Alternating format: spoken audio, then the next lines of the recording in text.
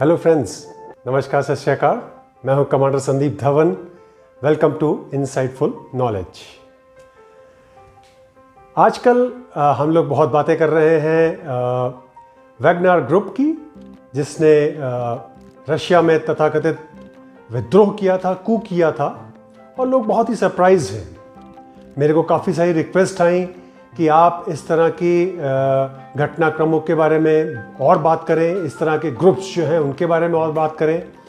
और जब मैंने ढूंढना शुरू किया तो आप सरप्राइज्ड होंगे कि हिस्ट्री इस तरह के ग्रुप्स से भरी हुई है।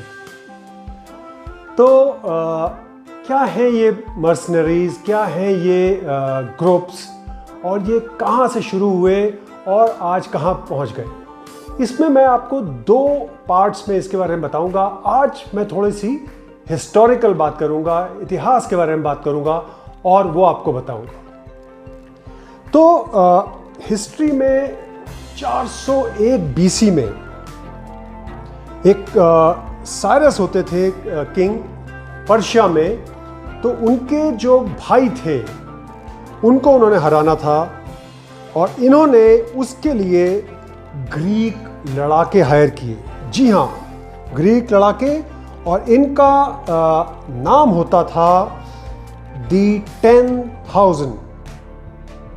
उन्होंने उनको हायर किया और अपने जो भाई किंग आर्टैक्सस II को उन्होंने उसमें हराया।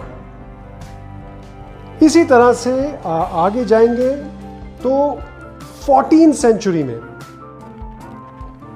एक दी वाइट्स कंपनी होती थी। अब ये किसी भी एक देश के लड़ाकू नहीं थे, ये अलग अलग जगहों से आए थे। कोई इंग्लिश थे, कोई जर्मन थे, कोई ब्रिटेन थे, और कोई हंगेरियन थे। ये जो थे लड़ाके, इन्होंने इटली में जाके वहाँ के लिए लड़ाई की और वहाँ पे इन्होंने लोगों को हराया।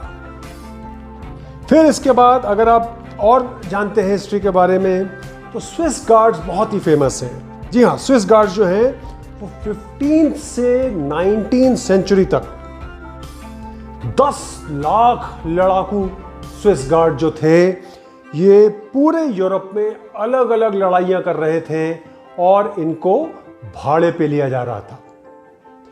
इसके साथ ही अगर आप अमेरिकन सिविल वॉर की तरफ जाएं, वहाँ बात करें, तो वहाँ पे जो ब्रिटिश थे उन्होंने हायर किया था हेसियंस। जो जर्मन थे उनको उन्होंने हायर किया था, और उन्होंने उनके लिए फाइट की थी, वॉर किया था। जो जॉर्ज वॉशिंगटन इनके जो जनरल थे उनके साथ में, और बहुत सारी लड़ाइयाँ, और ये बहुत ही क्रूर थे, बहुत ही फेयरलेस थे।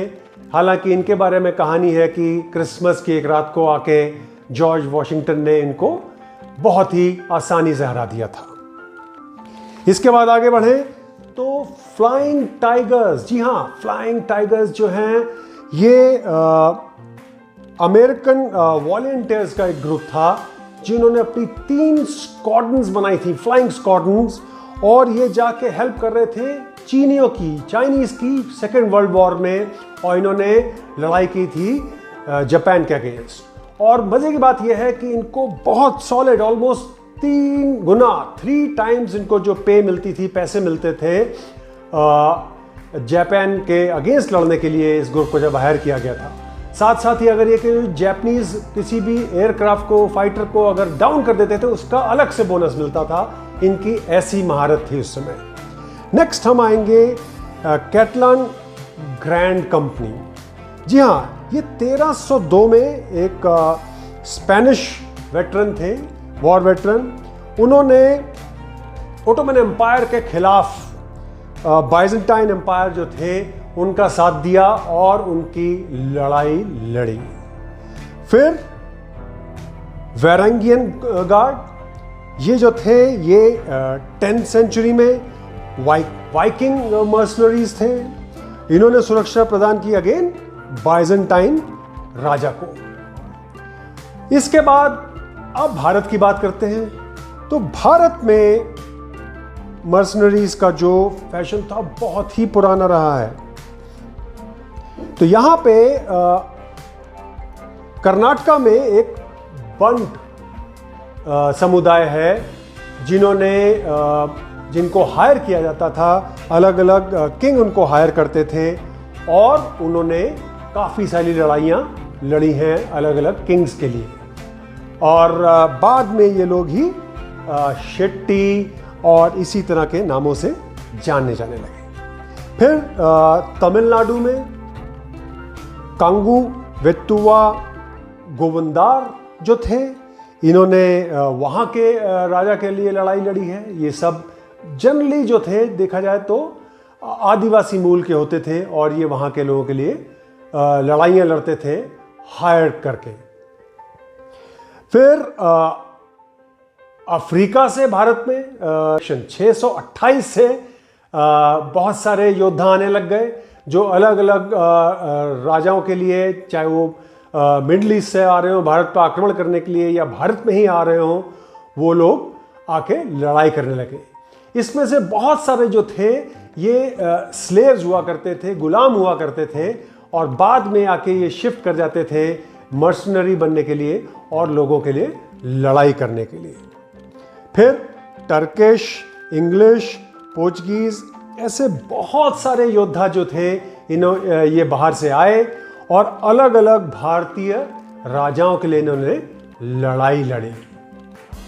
लेकिन सबसे बड़ी जो कंपनी है जिसको हम भूल रहे हैं, जी हाँ, ईस्ट इंडिया कंपनी। तो ईस्ट इंडिया कंपनी भी देखा जाए तो एक तरह की मर्सनरी कंपनी ही थी। तो 1750 में जब रॉबर्ट क्लाइव केवल 17 साल की उम्र में भारत में पहुंचे वाया ब्राजील, फतेहाल, बिल्कुल बेहाल, उस समय भारत का भी हाल कुछ ऐसा ही चल रहा था। जो मुगल थे वो थक चुके थे, ख़त्म हो चुके थे ऑलमोस्ट, और किसी में कोई दम नहीं रह गया था।